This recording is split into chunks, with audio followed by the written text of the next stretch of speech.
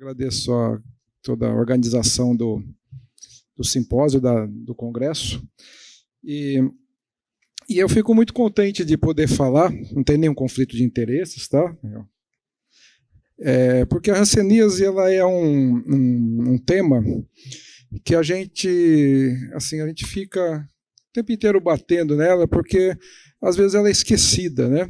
Então, vocês vão ver que, de vez em quando, tem algumas campanhas de não se esquecer da hanseníase, né? Então, que é estranho, porque é uma doença que está aí, né?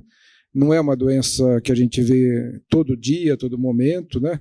Mas em alguns lugares do Brasil, sim. E a gente tem uma possível...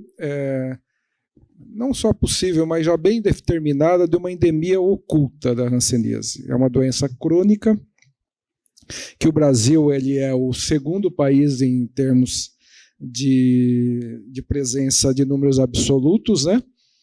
A gente está aqui junto com a Índia, com a Indonésia, aqui com números bem importantes, que caíram nesses últimos 2 anos por conta da pandemia. É uma doença crônica que necessita de acurácia diagnóstica, então, se não fizer diagnóstico, os números caem, naturalmente. Então, a gente percebe que em todos os lugares que você melhora a acurácia diagnóstica, que você faz capacitação do pessoal, dos médicos, os números tendem a aumentar. Então, esse é um perfil epidemiológico muito peculiar da hanseníase, né? Então, a gente não acredita muito que esses são os números reais, né? A gente acredita que tem muito mais gente aí para ser diagnosticada ainda. E outra coisa que é importante, assim, o Brasil é o país que mais retrata os doentes de hanseníase. Então, comparado com o mundo, a gente tem muito retratamento. Então, será que a gente está diagnosticando mais recidivas? A gente tem mais resistência? Que situação a gente tem diferente de outros países? Então, é uma situação que quem trabalha com hanseníase vê muito isso daí. A gente tem situações que o paciente é curado do ponto de vista do tratamento feito e a gente continua com o paciente com problemas, com piora, com reações hansênicas. Então, a gente não está com esse paciente curado, né, do ponto de vista clínico. E quando a gente faz no Brasil, a gente sabe que o Brasil tem toda a diversidade, né, socioeconômica que a gente tem, né, e geográfica, e também a gente tem isso na hanseníase. Então, a gente sabe que lá na Amazônia, da professora, tem muito mais hanseníase, o pessoal pensa muito mais em hanseníase, diagnostica mais, região norte, centro-oeste, região nordeste, e sudeste e sul um pouco menos. Então, a gente sabe que essa diversidade do Brasil, e o paciente circula com mais facilidade hoje, né? Então, a gente tem que estar muito atento, porque diagnóstico tardio de hanseníase significa paciente com neuropatia. Às vezes neuropatia já instalada, definitiva, e ao mesmo tempo manutenção da transmissibilidade, né? Uma doença crônica de incubação super longa, então é muito difícil de a gente identificar o momento do contágio.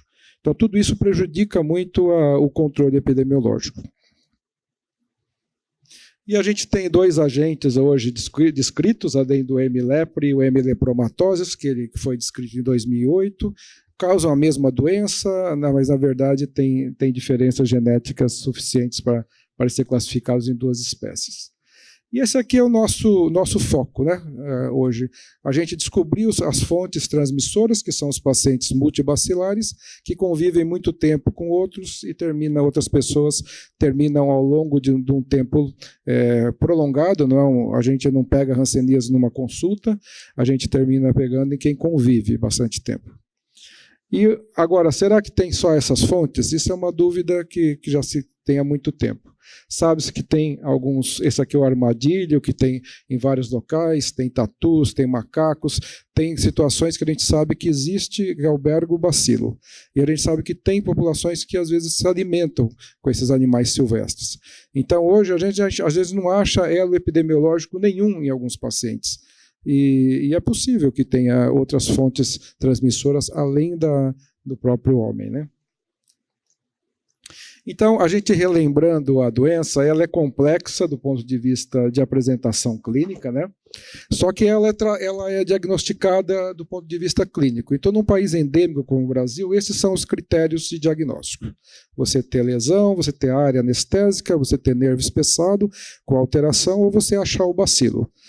Então, como é um diagnóstico basicamente clínico, tirando a terceira aqui, que a gente tem que fazer pelo menos uma busca, né, seja numa biópsia ou numa baciloscopia, a gente tem que fazer um exame apurado desse paciente. Senão a gente ou não diagnostica ou superdiagnostica, né, outras doenças que podem confundir.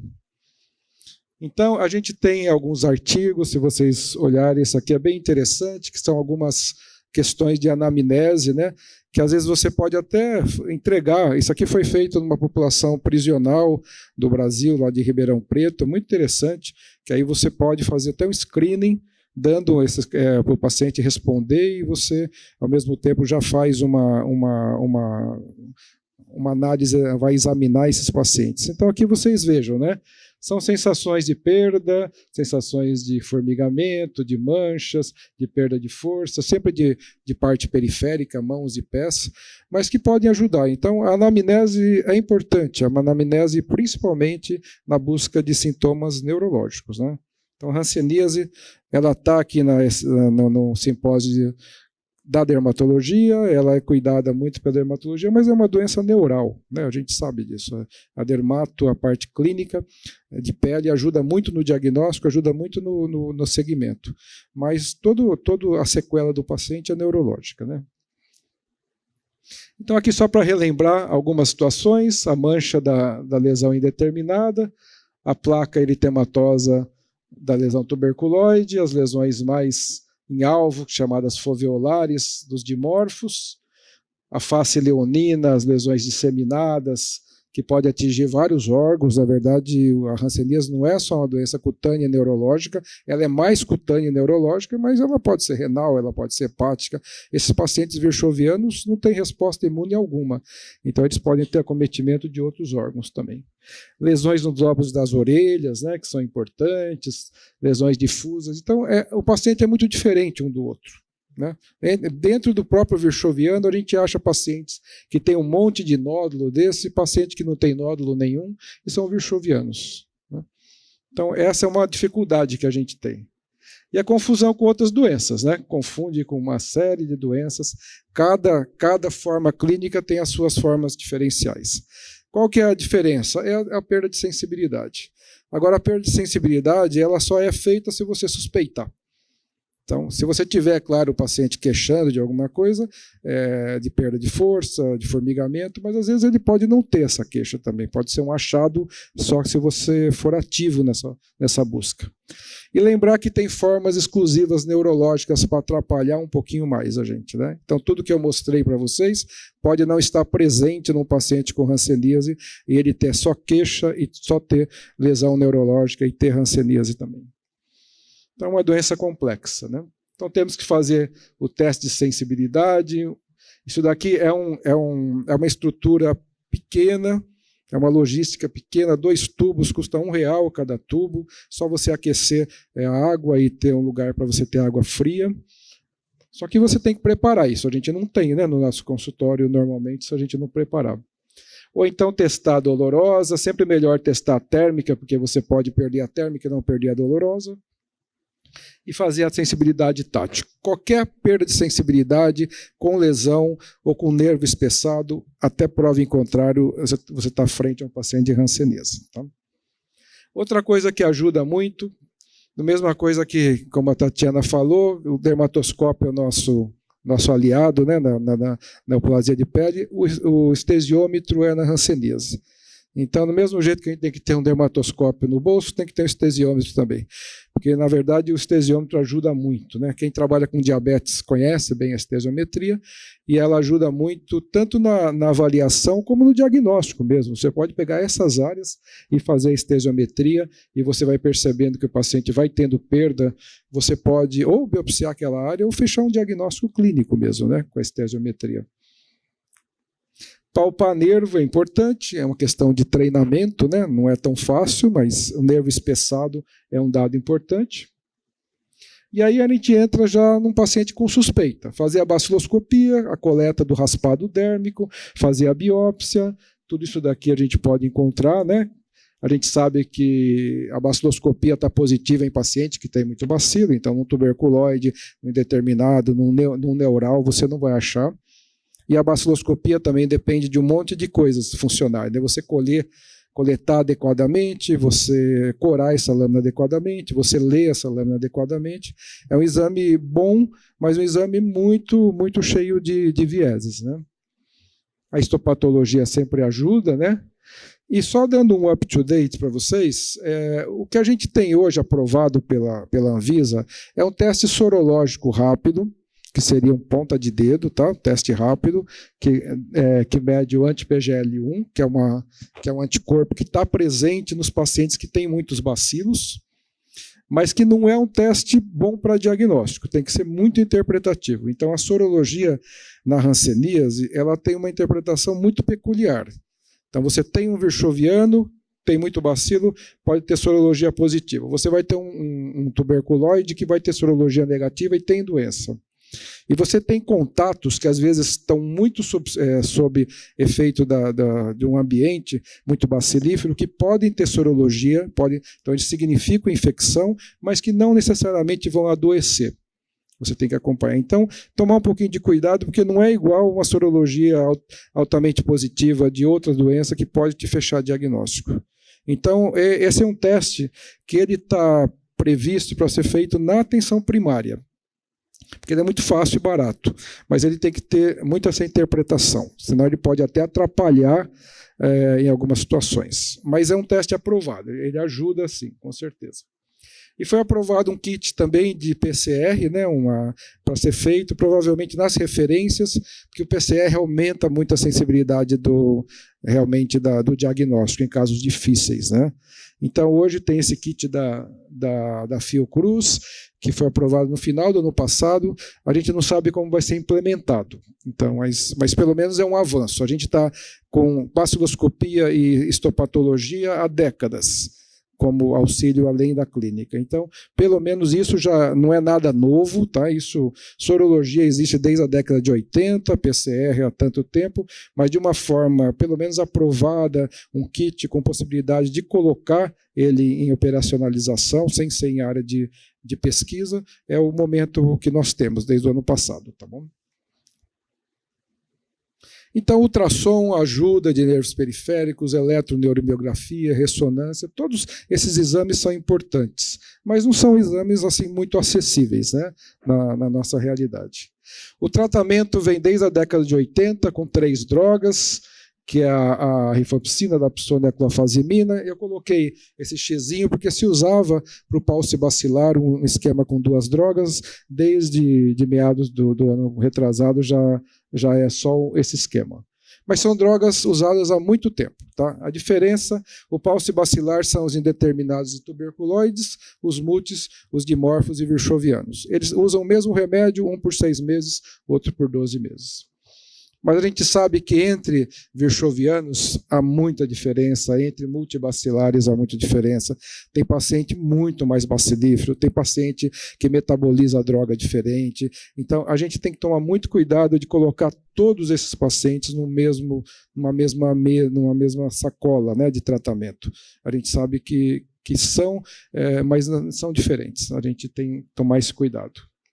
Controle de contato, que é o que a gente tem também, não é fácil de fazer. Controle de contato, você tem que mapear muito bem os contatos, teoricamente examiná-los uma vez por ano durante 5 anos, porque a incubação é muito longa. Então, vocês imaginem a dificuldade no nosso Brasil todo, populações ribeirinhas do Amazonas, populações mais pobres, mesmo em São Paulo a gente tem dificuldade, o contato não vem. Às vezes, a vigilância vai e faz o exame, mas o exame em casa não é igual, é um exame que tem que ser muito detalhado. Então, existe muita dificuldade de controle de contato, né? As reações são fenômenos agudos, só para vocês lembrarem, é onde a gente usa o corticoide oral e a talidomida, tá? Então, esses pacientes são que os clínicos veem muito, porque vão no pronto atendimento, tá? E às vezes saem com corticoide, que pode lembrar uma farmacodermia, pode lembrar um monolike, alguma coisa que fica, às vezes, uma artrite, né? E fica sem diagnóstico, né? Porque ele melhora da reação e esse quadro crônico fica, né? Então, tomar cuidado com esses pacientes que chegam assim, façam a sensibilidade, se tiverem um estesiômetro, tiverem porque você faz o diagnóstico no pronto atendimento. E reação rancênica é algo comum, tá? E o paciente pode ter antes de começar a tratar. Então, ele pode fazer o diagnóstico na reação rancênica. Então, muita atenção para quem é clínico para as reações. Essas aqui são as várias sequelas, então o paciente precisa também de reabilitação. Tem muito paciente que tem dor crônica, né, neuropática, que tem reação com neurite pós-alta, então ele tem muita complicação, mesmo o paciente teoricamente curado do ponto de vista bacteriológico. Tá? Então é um paciente que tem que ser cuidado e é multiprofissional, multidisciplinar. Tá? Então são situações que a gente tem vivido, né, da pós-alta.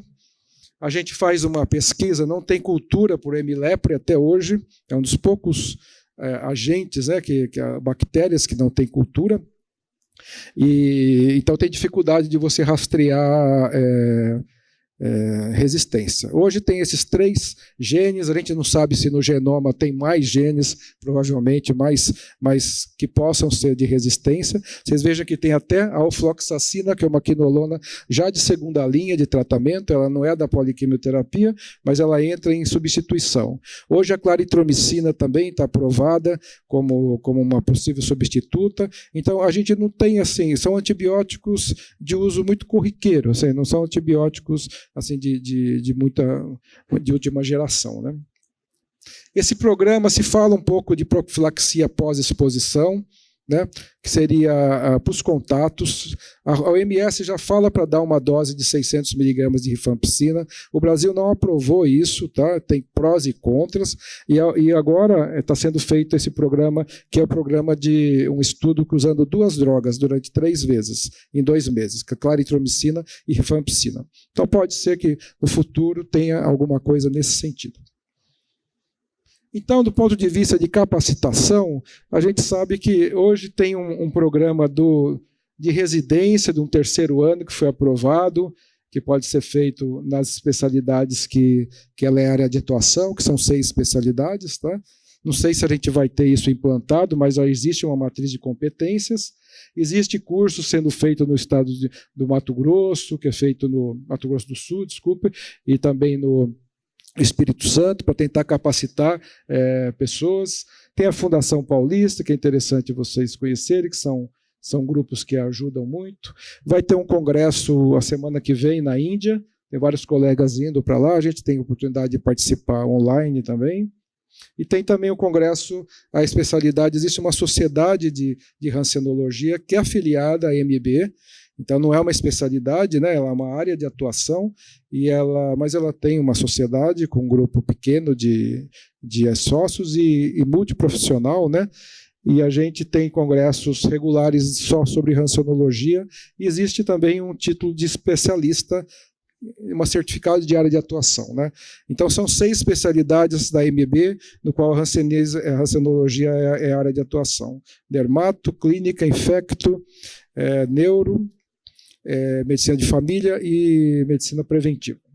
Então estão todos convidados, quem quiser entra no site da sociedade e vai ter esse congresso em Vitória.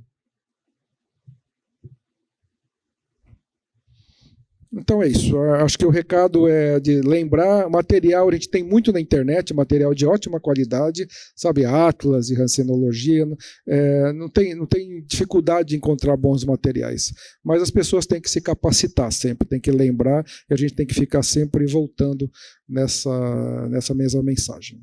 Muito obrigado a todos. Obrigada, professor.